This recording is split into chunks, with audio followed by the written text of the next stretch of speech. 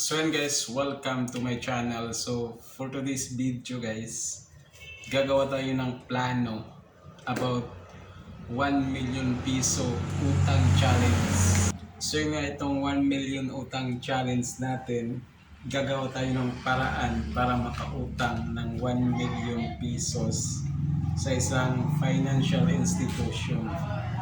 So based sa kaunting experience ko at counting research na din, ma-qualified ka sa isang institution na mangutang kung mayroon kang proof of income. Pangalawa, asset, kailangan mo ng collateral kung wala kang proof of income. Tapos kung may business ka, cash flow.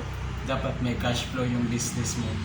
So yung cash flow, yung pera na dumadaloy sa business mo. So ang gagawin natin dito, magsimula tayo sa isang pinaka mababang paraan para makautang or masimula natin yung challenge. So ang una is kailangan tayo mag-open ng account sa bangko na pwede natin gawa ng cash flow.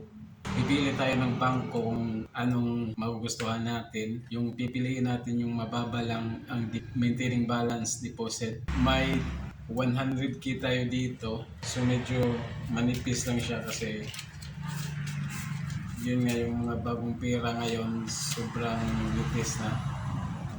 So itong 5,000 na to, ito 5,000.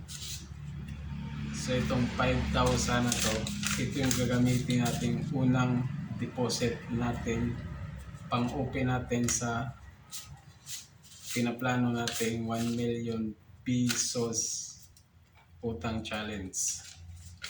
So ayan, 5,000 pesos para sa simula ng 1 million utang challenge natin.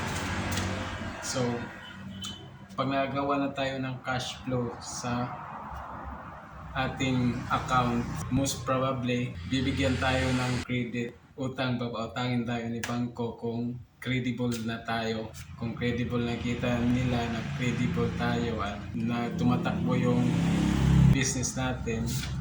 So most probably mag-offer sila ng utang sa atin. So syempre gradually yan, hindi yan naabot kaagad. Hindi yan operang ka kaagad ng 1 million. Depende yan sa deposit mo. Since nagsisimula tayo sa pinakamababa, syempre magsimula tayo sa mababa din or hindi gano'ng kataas yung credit limit. So sana subaybayan nyo to, yung 1 million peso challenge natin, hanggang saan kaya aabot na year to. Baka aabotin to ng 2040. Most probably mag-offer sila, depende yan kung saan mo kaya, di ba, i-compute nila yan. Kung makikita nila na ito lang yung kaya mong bayaran, yun lang ang ipapautang nila sa'yo. So let's go.